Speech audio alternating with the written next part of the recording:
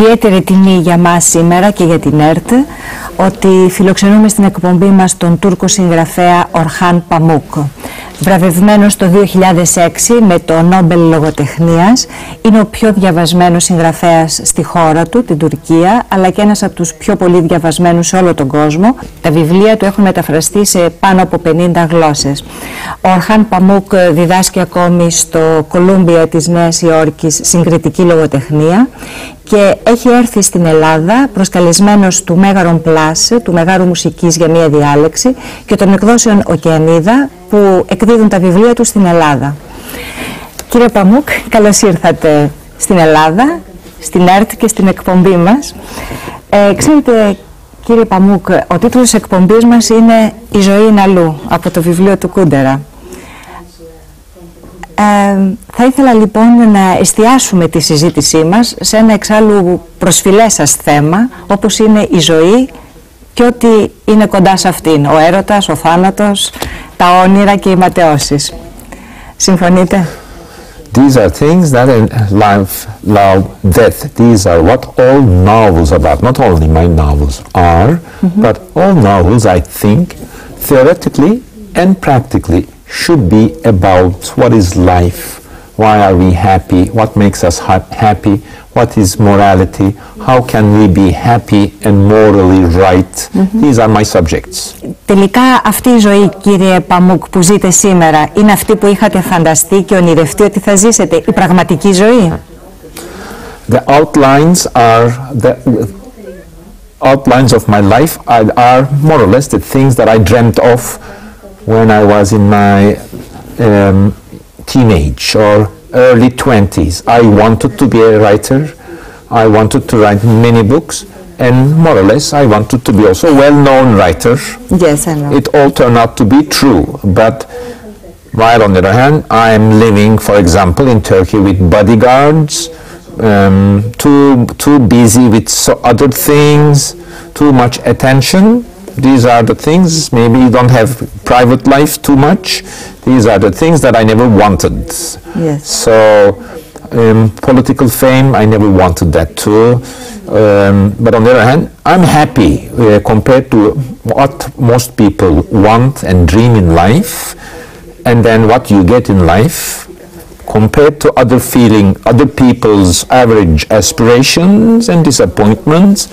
I am, thank God, relatively lucky. No complaints, everything went very well in my life, and I'm now busy continuing writing my books. I am, in the end, should be a happy man. Whether I am a happy man all the time, if I am not, it's not history's or my friends or my people's fault, it's my fault. I think I'm leading a life that I should be very happy about, but on the other hand, happiness is not only a social or private thing, and there's also our chemistry. There is in my chemistry, in my psychology, in my spirit, someone who can never be happy, who is asking for other things, who is just checking this or that, or who has endless dreams or focuses on one thing and does another thing. So I am like everyone else. Happiness is not only related to success or failure in life, it's also related to our being, our definition, our chemistry, the way we look at life. So I am a manic personality, and I have also a slightly depressed states. Έχετε πει πολλές φορές ότι η ευτυχία σας βρίσκεται στο γράψιμο. Yes. Ότι είσαστε ευτυχισμένος όταν γράφετε. I need to write every day for some time. I need this paper and this pen and to be alone in a room. This I discovered even in early age. In my early years, when I was a teenager, even when I was in primary, secondary school, I was encouraged, and I also discovered or encouraged to discover that I had a talent for painting. There I used to, when I was in secondary school, when I was in my teenage, I even had a small studio where I used to paint and spend a lot of time. There I discovered that there is another being inside me who is happier when he is alone with pen and paper imagination, and that I'm not essentially a social person. I'm not good in dealing with other people, motivating them or taking orders from them, working for others or making others work for me. Rather, I discovered through art, through painting, that I'm a solitary person. I'd rather not go to an office or a business or academia, but be alone, be a creative person. First, I thought I was going to be a painter, and then I switched to literature. More or less, I dreamt that I would lead the life of a solitary creative person. This means that every day I be alone in a room and create something. Then later I discovered that this should be literature. Then if I write every day 2 hours, I work more, even in travel, in a hotel room, then I feel like a person who takes his pill, which calms him down. Writing a good page, a good paragraph, makes me feel that I'm a good man, a good person. Moral satisfies me morally, saying to me, well, you have achieved something. Now you can go out to streets of Athens and enjoy life here. But I have to write first. Writing is, in a way, a sort of a medicine that makes life acceptable, interesting, and also, with the idea that I'm going to write about something, I look at life also as something that will motivate me to write. So my life is centered around writing. I think everyone's life is centered about, or some people's, most half of people's, let's say, centered about their jobs. But I don't look at it as a job. I look at it as a more deeper thing. Όμως, παρότι δεν ασχοληθήκατε με τη ζωγραφική, τα χρώματα υπάρχουν και στο γράψιμό σας, ακόμη και στους τίτλους των βιβλίων σας. Έχετε γράψει το λευκό κάστρο, το μελένε κόκκινο, το μαύρο βιβλίο, τώρα τα άλλα χρώματα. Ισταμπούλ, το βιβλίο σας, θα έλεγα ότι έχει ένα γκρίζο χρώμα. Δεν ξέρω αν και εσείς το βλέπετε έτσι ακόμη. Υπάρχει το χρώμα. Ακόμη η ζωγραφική είναι κάτι που εμπεριέχεται στα βιβλία σας. There are, yes, color names in my book titles, but they're not, and there is a strong tradition of color symbolism in Islamic art, but there are no symbolism in these titles. What we have is that since I have a painter's eye and care about the details of things, that White Castle came out first, then Black Book, then My Name is Red was very appropriate. When I was putting together this sort of autobiographical essay book, Other Colors, everyone was, what will be the title, Orhan? Are you going to put another color in it? Everyone was making fun of me. So I said, Other Colors, implying, meaning that things that did not end up in earlier books, My Name is Red, White Castle, Black Book, Snow, whatever, ended up here, meaning other musics, other variations, other themes that I wanted to tackle. This Other Colors is, in fact, are all the interesting things, or the things that I wanted to write about and which I wrote about, but which I could not put in a book. I put them in a more strong autobiographical shape in Other Colors. I pay attention to colors of things and even put them on the titles of my book because I like to pay attention to the color of things, that color is an important element of our sensuality. We observe them. If we don't put it in words, it just passes. Some of us observe them strongly, like me. Some of us don't notice or notice, but do not write about it.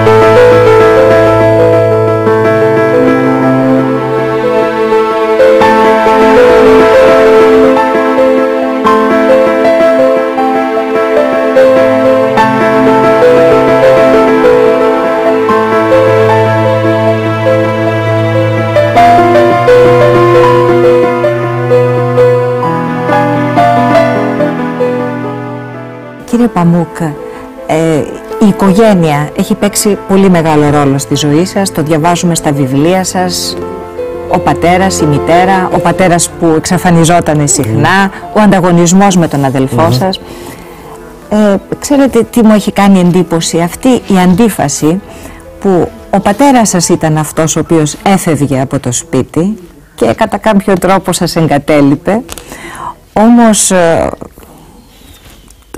ο λόγος σας όταν πήρατε το Νόμπελ ήταν αφιερωμένος στον πατέρα σας. Το βιβλίο αυτό ξεκινάει και τελειώνει με τον πατέρα σας. Αντίθετα, ομολογείτε κάπου ότι τη μητέρα σας, η οποία δεν σας εγκατέλειψε ποτέ, τη βλέπετε σχεδόν σπάνια έως καθόλου τελευταία. This is not the first time that that I've been asked this question, but don't forget that the first time I ever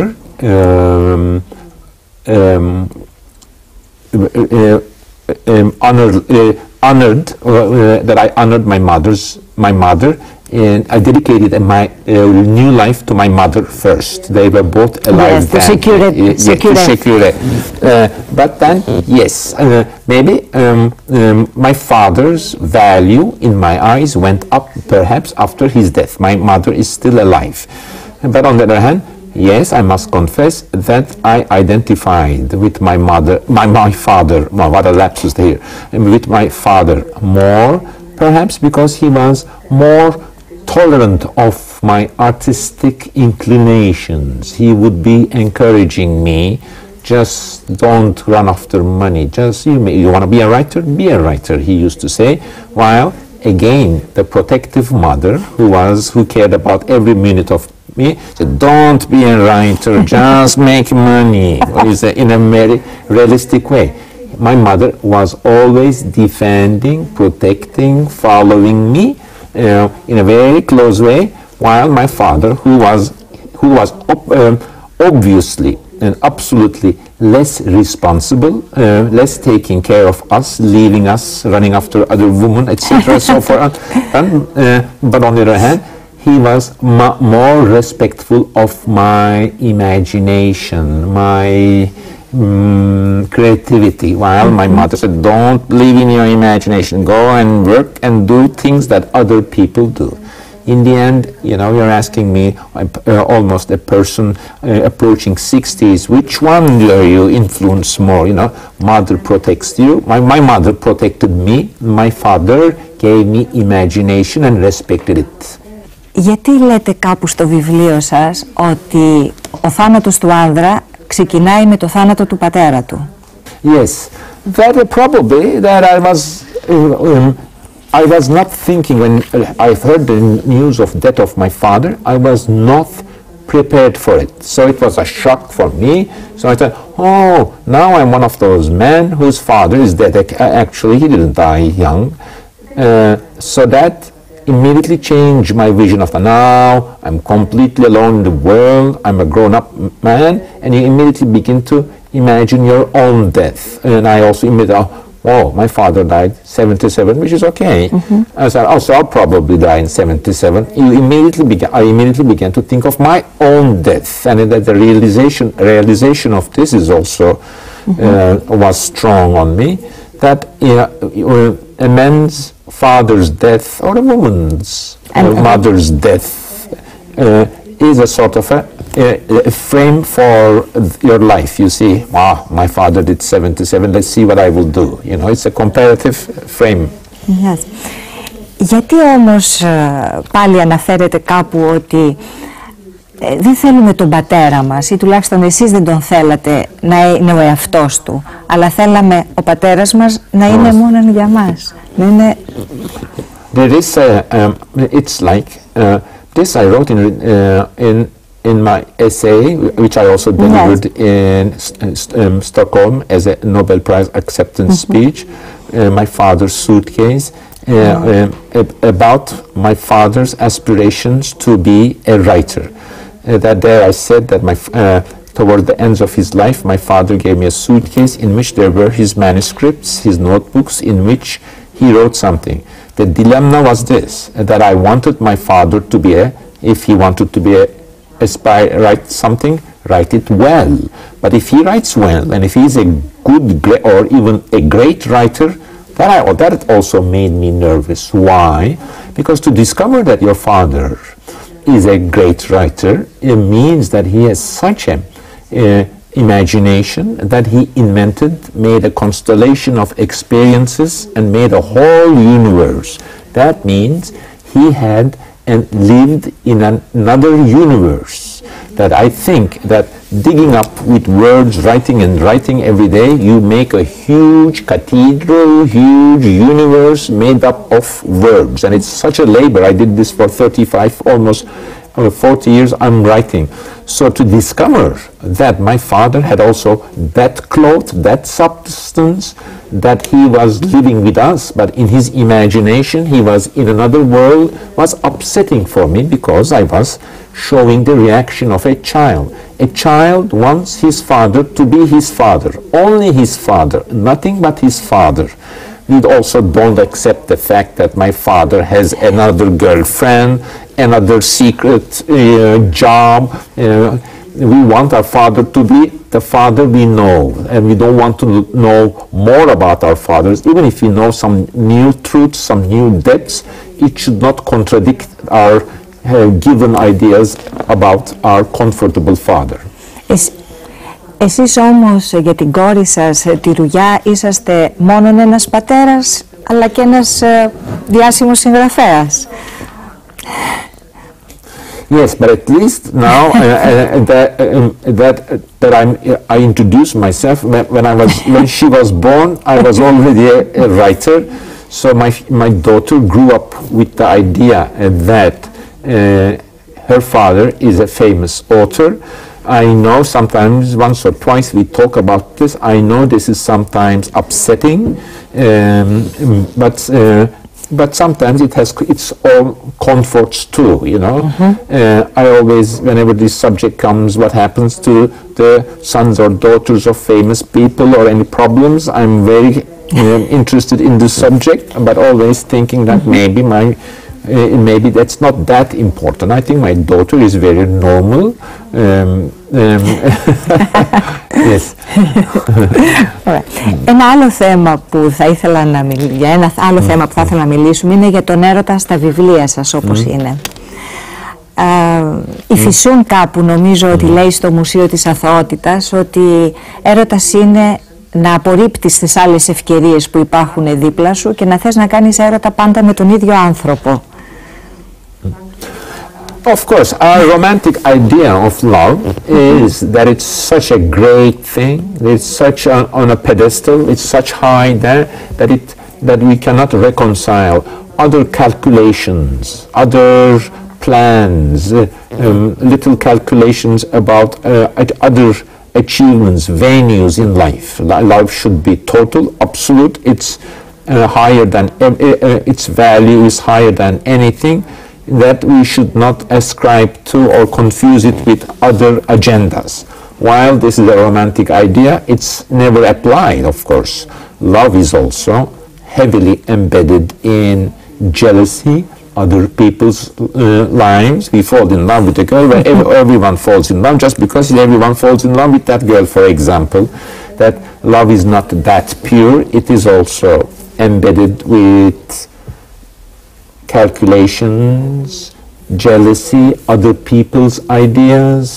It's also calculated in, of course, marriage, getting out of the family, getting out of your community, or getting inside more into your community.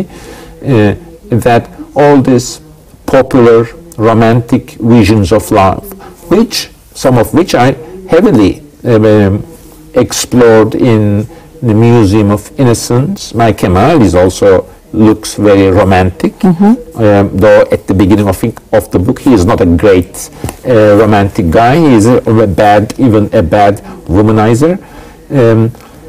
In the book, in the end, I can say that I wrote about love first as an idea, as a sweet thing, as a pop thing, but on the other hand, my understanding or the love in Museum of Innocence is not something on a pedestal. In fact, it's a very real thing. Museum of Innocence is a novel definitely about love, but it does not sugarize now. It does not say, what a sweet thing to fall in love. Let's listen to this music. I'm not saying that. I'm saying this is actually what happens when you fall in love.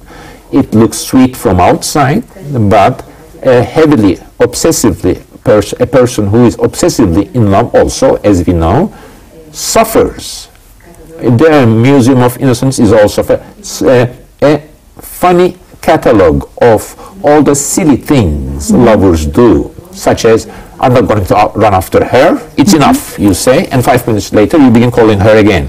Or, this love is really a silly thing and making me ridiculous, you say, and you continue doing things that will make you more ridiculous. Or you think that you have to put a distance so that it will, if you go too much after her, it won't serve you. It will be even bad for getting the hand of the girl, but you cannot stop yourself. You do things, which proves the fact that human mind is not rational. We rationally think. There is a one center in our mind which is making, like a businessman, calculations. If I want to get that girl, I have to do this, pose like this, I have to talk these subjects, but we cannot do them for some reason. I argue with my other books too, that not only that we have, yes, very rational logic, but we necessarily do not follow that logic. Something that was discovered by Dostoevsky in Notes from Underground.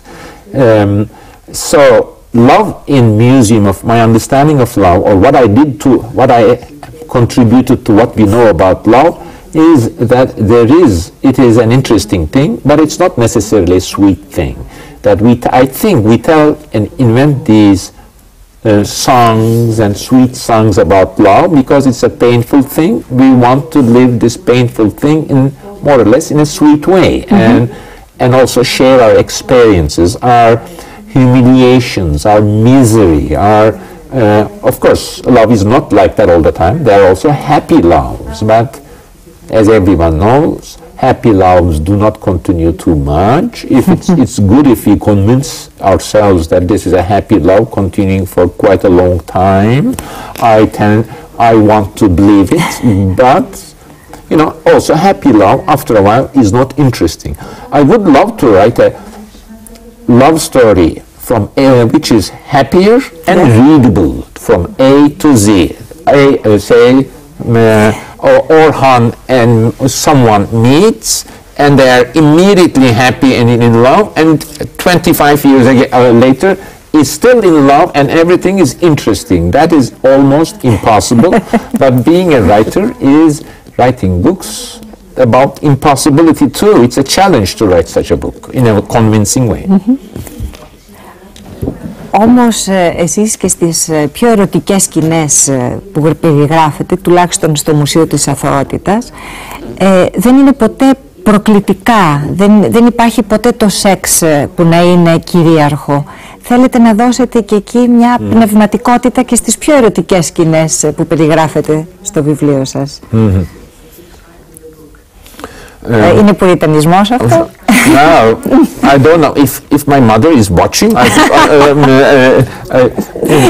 I have some sex scenes, but don't tell my mother. I'm going to say, or my daughter and my mother. But then what we call the distinction between sex and spirituality, I think, is also misleading and old-fashioned. That I think that the fact that sexuality lacks spirit is misleading. I think people who enjoy sexual life or joys of sex, which are endless, also know deeply that it has a spirituality. In fact, Museum of Innocence stresses, underlines the fact that sexuality. In fact, sexuality leads to spirituality, not the other way around. Platonic understanding of perfect couple is first they're spiritually involved, then they do sex. Oh, that never works. What works? That way first you have good sex, then I'm sure you're going to have a good spirituality. Γράφετε κάπου στο βιβλίο σας ότι η συγγραφέας δεν γίνεται αυτός ο οποίος έχει τόσο πολύ έμπνευση, αλλά ο συγγραφέας ο οποίος έχει πείσμα και επιμονή. Και αναφέρεται την παροιμία την τουρκική, είναι σαν να σκάβεις ένα πηγάδι με μια βελόνα. Yes. Είναι τόσο πολύ σημαντικό το πείσμα και η επιμονή. Yes, if you're a novelist, not if you're a poet, or the accepted cliché about the poet, and there is truth in that, is that he or she is a person inspired even by God, possessed by hidden truth. He or she is not aware of what is the writing about, but it's some mysterious thing, and the poet writes. Of course, there is also, this is maybe exaggeration, but there is truth in it. Yes, poets also labor out, turn around words more than as much as perhaps we writers do. But on the other hand, there is truth in the fact that for me, writing novels is not such a mystical thing. I've been writing novels very heavily for the last 35 years.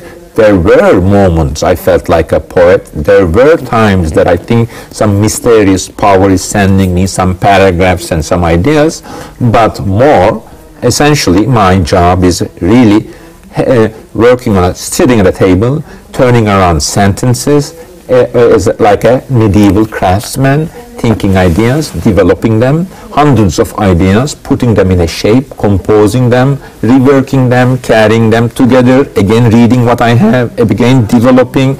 It is really a craftsman job. You know, arts and crafts are in modern times theoretically diverged, while you understand when you write, most of the time I'm not even an artist, I'm a craftsman, turning around the sentence, taking the comma, what if I take this here, a lot of work.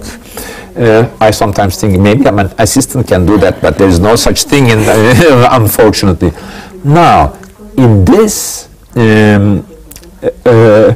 you're alone, that no one is whispering you anything, and it is persistence rather than lyrical inspiration. You have to be strong. You may be writing one bad page, you may be writing one bad chapter, you may be even writing one bad book, but you have to go. The train should go. The energy should be there. You should not be disappointed. You should have a higher idea or aim. You have to finish books. That strength, the will to narrate the story, the power to tell, believe in the story, these are the things that also count. It's not only your sensitive lyrical temperament, which I believe not only poets, also novelists have, and I also believe or convince myself that I have it, but also persistence, strength. It's like a novel for me is like a marathon that you have to go and go and go and go. You're alone and you have to go and go. And what is valuable that you cover such a distance. When you come to the end, you understand what is valuable at the beginning. You rewrite it. So persistence, energy, strength. These are the values for me of a novelist of my kind. When I say my kind, look at this book. My books are thick. I'm sorry. Yes. Οι ήρωές σας ακολουθούν πολλές φορές και όταν τελειώνει η έκδοση ενός βιβλίου και το κλείνετε, έχει τελειώσει, εξακολουθούν να σας απασχολούν στο μυαλό σας? My heroes follow me for a time with some regrets. Oh, I wish I had made her do this. Oh, I wish I made Kemal do this. Oh, then only for 1 year, and then I tend to forget my books. Even my sentimental attachment to earlier books slowly and slowly fade away. It's just like having a son or a daughter you produce the son and the daughter and take her, then you publish the book, I do a few interviews, then you're on your own. Now you go, I want to forget you, you know, I want to produce another child, and then I go away. There is an egoist side to me too, that just like a computer who is emptying its memory, after I finish 1 year, after I finish a book, I begin to forget it. In fact, I argue that my character has a plasticity, elasticity that I change from book to book. When I was writing Museum of Innocence, I think I felt like Kemal, a bit egoist guy who was running a womanizer, and a bit heavily, at the beginning of the book, heavily egoist, and I was also worried that my readers would think that I'm Kemal. Or now I'm writing entirely different book about a poor boy who came to Istanbul in 1960s to work as a street vendor. So identifying with that kind of character, or if I'm identifying or forcing myself to be like the characters in My Name is Red, then it's also a very romantic imagination, fairy tale-like atmosphere, a bit of a scholarly research. Well, what I'm arguing here is that from book to book, my character, not my working habits or how I talk to my wife or my friends, but how I see the colors of the world, the colors of my imagination change. You have to change a bit from book to book. Not only change, after publishing the book, you have to think, well, that was not a great book anyway. Forget about that book. Let me write, all my books are failures, let me try another one, I say to myself. I don't, characters, yes, you invent. Maybe I sometimes want to see that character as a minor character in another novel. But it's good for me to forget everything, including the characters, once the book is written. Ας πάμε λίγο και πιο πίσω. Όταν ήσασταν παιδί, ήσασταν ένα πολύ παρατηρητικό παιδί, γιατί αυτό είναι κάτι που πολλοί συγγραφείς μου το έχουν εξομολογηθεί, που έχουμε κάνει συνεντεύξεις. Εσάς, το παρατσούκλι σας ήταν κόρακας όταν είσαστε μικρός. Επειδή παρατηρούσατε πολύ τα κοράκια, είσαστε λοιπόν ένα παιδί που παρατηρούσε πάρα πολύ περισσότερο. Yes, I was observative, and in two ways. First, when you say child, 6 years old, at the age of 6, I begin to paint a bit. You know, I see this glass, and I draw a drawing of it, and everyone says, "Wow, you know." Then you begin to look at how a glass looks, how a wristwatch looks, because you want to draw about them. But another thing that I did, that I was also the funny guy, funny little boy in the family.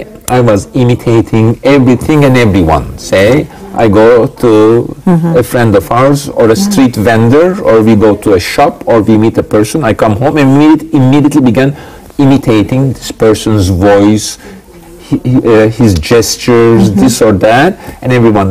I was the clown in the family, and everyone laughed. And you know, these imitators in the classrooms, in the families. I was that kind of person, and I liked observing and looking at things. And it was, again, my father who used to say, "Oh, you love looking at things, you observe things," and life was for me always interesting. Everything, always interesting. To look at things, you paint them, you come home, you talk about them. Yes, I believe that a novelist should be observant. I think that a novelist's head should be like an empty paper on which the whole world leaves its print. I don't think a novelist should be like a politician, making things, doing things, imposing things, organizing things. What I sense is when you're young, you want to prove yourself, you go out and talk too much. I'm talking lesser and lesser with my friends, and I really love to observe, and I self-congratulate myself saying that, well, I'm getting to be a grown-up man finally, that enjoying silence and observation rather than imposing yourself my fancy ideas. In my youth, even as a novelist, I used to be more talkative, I look at my ideas, what I found, that kind of thing, while I'm getting more and more observant, and something which I'm very happy about. But yes, being for me, being a novelist is looking at a table, looking at little things and seeing, observing something everyone may have observed but no one talks about. Actually, for me, the key to interesting writing is very simple. Just write about things everyone sees, everyone knows about, but no one put on paper before. They're just simple daily things.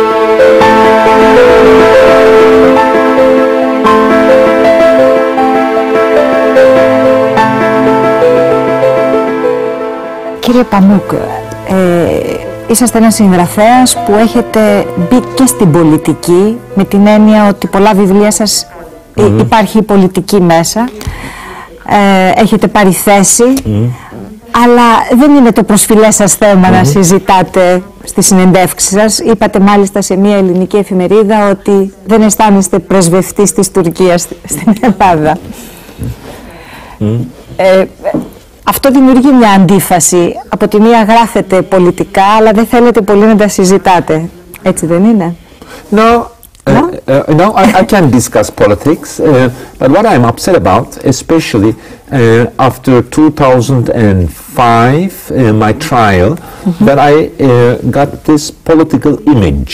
I didn't have, my books were published, for example, Black Book. I came to Greece to promote Black Book in 1997. At that time, again, of course, journalists, since their Turkish-Greek relations were much more troubled then, asking me political questions, and I was taking, but at that time it was balanced. But after 2005, especially internationally, but also in Turkey, I got undeservedly the political fame, which upset me because then you work for 4 years. I'll give you an example. This Museum of Innocence, I gave it almost 6 years to write it. Then I again went to promote it to Russia. And I also complain about this political fame. Everyone is asking me, I gave it 6 years and they don't ask, yes, Mr. Pamuk, yes, you wrote a love novel for 6 years and it's published here in Russia. So, Mr. Pamuk, what do you think of Putin? Everyone asks, I can talk about politics. You may end up in trouble, but I can turn around that trouble.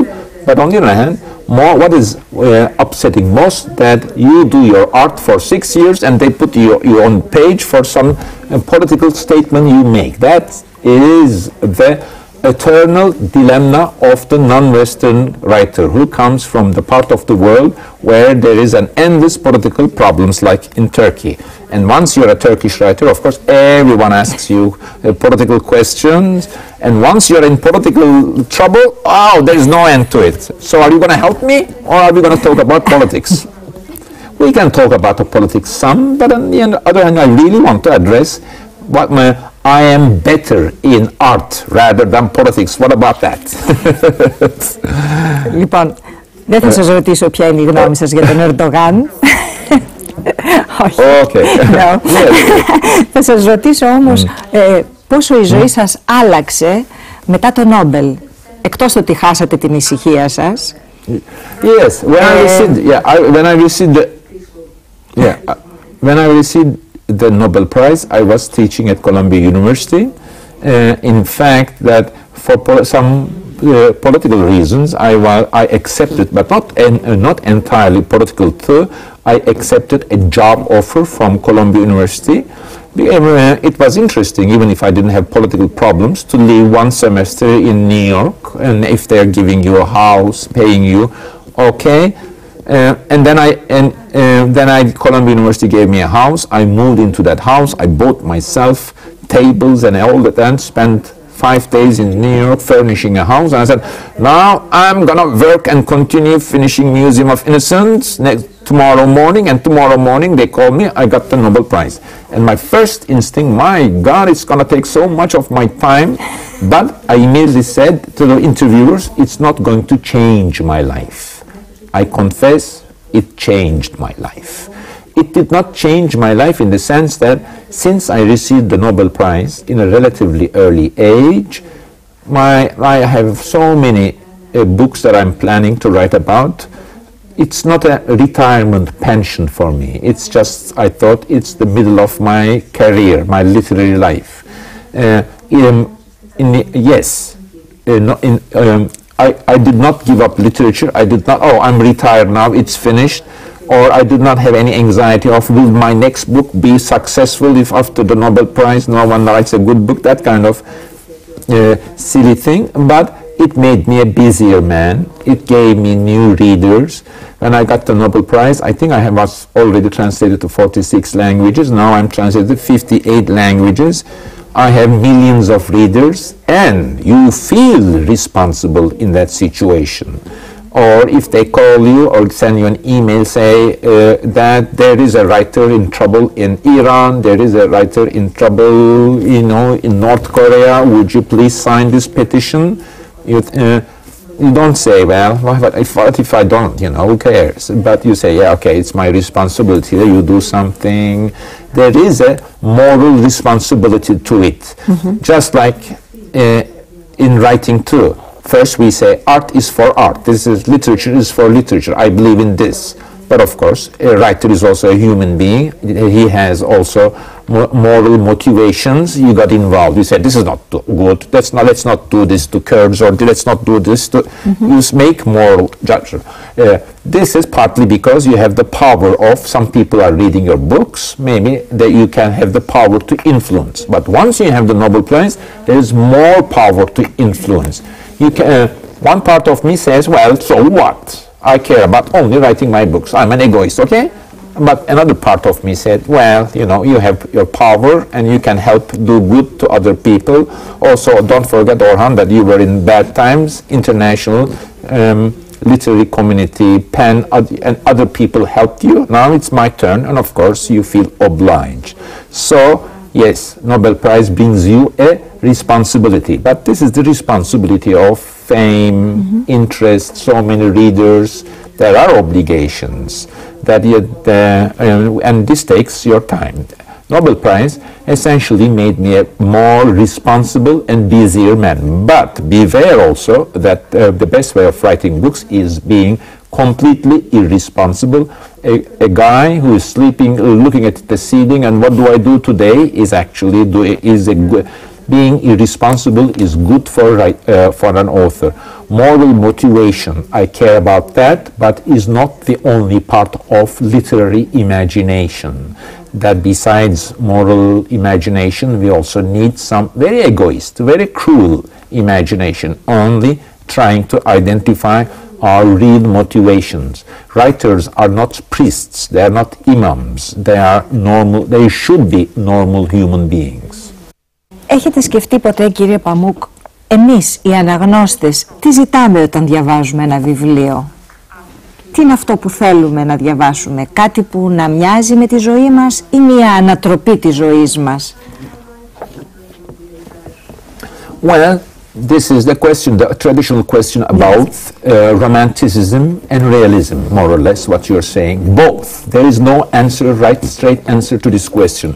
Should novels, I'm a novelist, I look at your question this way, should novels give us a real representation, one-to-one representation of reality, and in that they may be boring and cruel and suffocating, or should they give us reality winged with the wings of imagination, creativity, turning the world upside down? I think there is no recipe for that. Every author should find his or her way of coming to terms with reality. That I think there are writers like Kafka where reality based is not that important. When in my youth, my family and friends, you want to be a novelist? You don't know anything about life. You haven't lived anything. I used to say, well, Kafka didn't have that too, to defend myself. There, my point is that it's your imagination, your creativity, finding something different that is interesting. Look at our daily lives. In the end, I argue, and we all know that yes, there is a difference between poor and the rich, but human life is the same everywhere. 90% of humanity is having dinner and looking in an absent-minded way to TV all the time. This is what I wanted to express in Museum of Innocence. All lives are similar. Human lives are coming, the private life of humanity is resembling to each other. This is partly because of globalization, partly because of technology, partly because the whole world is getting richer and getting more middle class. There's that, what we know about, you go to work, you come home, then you watch TV and you sleep and you have a family, that's the life. Of course, some people are rich, some people poor, some people live in this religion, some people live in that culture, but more or less life is like that. Is literature about to only copy that or insert a high dose of imagination or explore dark corners of these visible lives or suggest other worlds, other dreams, other mysteries? I think the Romanticism said other worlds, myself, not the whole world. I am a combination of, my books are also a combination of both. If we put in that old-fashioned world, realism and romanticism, there is a strong inclination, energy in me to search for the dark side of the human spirit. There is also an inclination in me just to pin down regular, just give me can I have some more water, or this daily life thing, which I very much care about getting it right. Μια τελευταία ερώτηση. Πιστεύατε όταν είσαστε μικρός, μπορεί και ακόμη, ότι κάπου υπάρχει ένας σωσίας σας, ένας δίδυμος αδελφός σας ίσως? Πού θα θέλατε σήμερα? Ο ένας, ο Ορχάν Παμούκ, είναι εδώ και μας δίνει τη συνέντευξη. Αν έχετε πραγματικά κάποιο δίδυμο αδελφό, πού θα θέλατε να βρίσκετε σήμερα? It's this fantasy, I always had this fantasy, is mostly related to desiring other lives, other people's lives. That what if I were, it's like, what if this and that would be my mother and father? What if that interesting lady would be my wife, and I would, in my childhood, I used to, and I still do this, I used to look at, you're in your house, it's at night, and you see the orange lights of another apartment, which may be similar to yours, which may be different than yours, and imagine myself as being a part of that family rather than this family. I have a desire to project myself to other lives, other people's lives. And always felt, perhaps when I felt I'm vulnerable, when I was not happy, what if I were living there?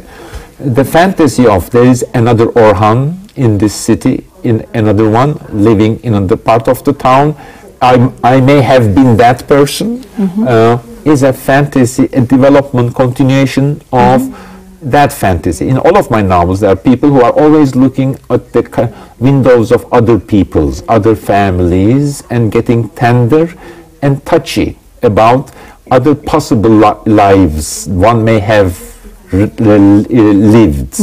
I like that subject, and it's also heavily embedded in unhappiness or fragility or not being sure about the meaning of one's own life, but also related heavily to imagination. I strongly think that life is richer and durable. In fact, our lives can be great if our imagination, if it's embraced by a strong sense of imagination. Texts, stories are the things that lend meaning to our lives. I'm happy that I'm a novelist. More or less, a novelist gives people, lends imagination to people's lives by stories. And look at humanity's life now. We all go to our work, job, come back, eat, and go to TV, or some of us read books, and just to imagine other lives. Stories are not only entertainment, but are things just like bread and butter or what make us endure this life, so that we continue perhaps reading or dreaming in our dreams, in our sleep. There is no life without stories, and that there is no life without getting paid at your work or bread. Stories, I think, are like bread and butter, are essential part of our lives. Novels are the most popular forms of stories, now after television, of course, and we need them all the time. Trying to be a serious literary writer is manipulating these dreams in such a way that also you lend a deeper search and lend a deeper meaning to life. I'm lucky and happy that I'm a novelist.